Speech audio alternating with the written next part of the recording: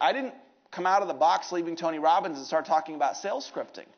That wasn't my message. If you met me 10 years ago, my message has evolved out of delivering presentations. Any of you in this room can start delivering presentations, and that will help you find your voice.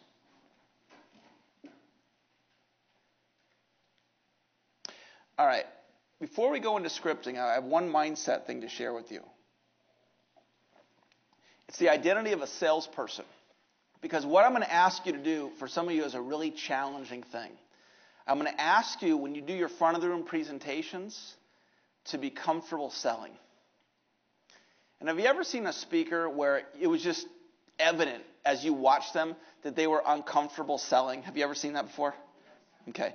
Do you think that that could make a difference, a negative impact on your result when you're presenting, if you're uncomfortable from the front of the room? Yeah, and it's really common for people to be uncomfortable selling. And the reason why is when you think of a salesperson, what do you think of? Car sales? Right? What else? Pushy, white shoes, arm twisting, high pressure, manipulative. Right? Isn't it true that in most cases in our culture that when we think of a salesperson, it's negative? Isn't that true? Okay, that's a challenge if you're asked to come up and deliver a front of the room presentation, and how you're going to grow your business is by selling, offering your product and service. If you're uncomfortable from the front of the room, RV talked about the numbers. I mean, that's true. You do have the numbers. Even if you're uncomfortable, you have the benefit of the numbers. But what if this is the start of the presentation, and this is the close of the presentation when you're asking for the order?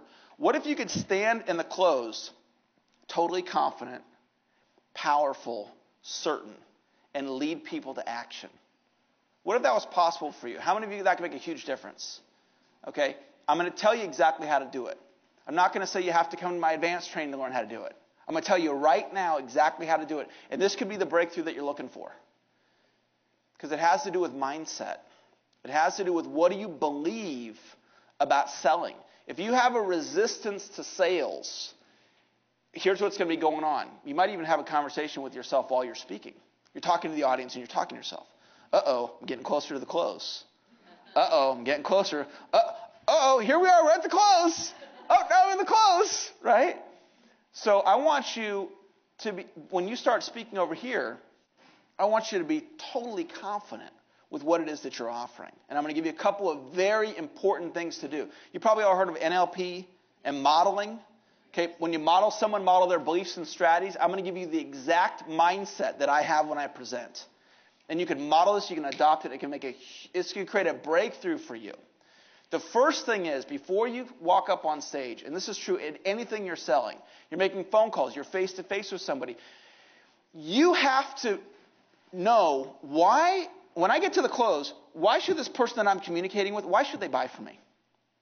Why should they get my product or service? And during the presentation, if it's one-on-one, you may determine that they're not the right fit for the product or service. But if you're talking to a front-of-the-room group, you have to decide in your mind, why should they purchase from you?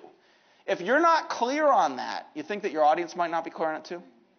Okay? That's a simple thing. I didn't start teaching this until recently. And it's something I've always intuitively done. And someone was asking me recently about, well, what's your mindset before you walk up on stage? I'm like, I'm clear that what I'm offering is going to be of tremendous value to everyone in the room. And the second thing is, instead of resisting sales, I want you to embrace sales. And I want to reframe your mindset on it. And I'm going to give you my definition of selling. I want to encourage you to adopt this. You can jot it in your notes word for word. Selling equals service. Selling equals service. When you sell from honesty, integrity, and compassion. Selling equals service. When you sell from honesty, integrity, and compassion. It's not about a hard sell. It's about a heart sell. Selling is about leading. Selling is about moving people to action. See, when you're selling, you're in a leadership role. I'm going to give that to you one more time. This is so important. And one of your best ideas out of the 3 days might be affirming this over and over and over again. Literally shifting how you think through the law of belief. The law of belief is whatever you tell yourself over and over and over again, you'll eventually believe. In the book Think and Grow Rich, Napoleon Hill talked about repeated affirmation. It's a way to shift how you think. How do you spell relief? R-O-L-A-I-D-S. How did Rollins get that thought into your subconscious? Over and over and over. I would tell yourself over and over and over again, selling equals service.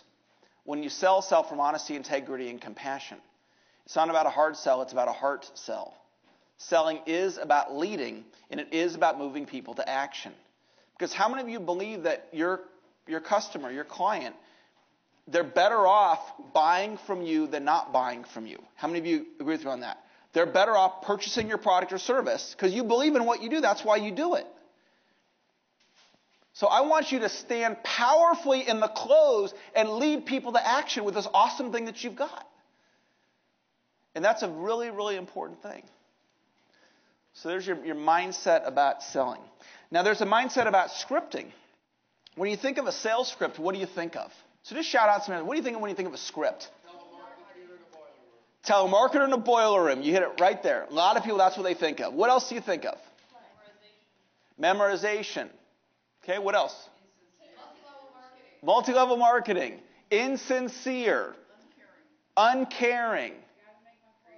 Got to make my quota. Greedy. Inauthentic. Okay?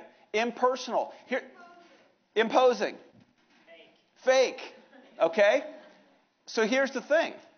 If that's your view on what a script is, are you going to resist scripting or are you going to embrace it? You're going to resist it. And there are people that resist scripting. And if they would just simply have a shift in thinking with that's what we're talking about here and embrace it, it will create a breakthrough for them. Your life will never be the same. Before I met Dr. Moyne, I didn't know hardly anything about scripting. Once I learned scripting, I went from 10,500 to 51,000. Ted Thomas went to 0 to 20%. Ted's had the formula since 1993. So 2003, 15 years, he's probably made $10 million with the formula.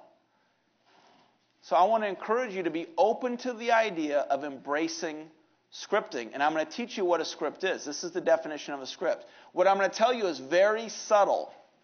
And this could change your life, what I'm about to share with you. It's the definition of a script. I'd like you to jot it down in your notes. A script is simply words in sequence that have meaning. Words in sequence that have meaning. That's all a script is. If you're talking and you're making sense, then you're using a script. So let me ask you guys this question. If you're winging it, are you using a script? Okay, well, let's check it out. If you're talking and you're making sense, words in sequence that have meaning. So if you're winging it, are you making sense? Yes, you're making sense. Okay? If you're talking to somebody and you're off the cuff, you're still using a script. Okay, now I want to show you guys something that I picked up from a seminar that I attended many years ago.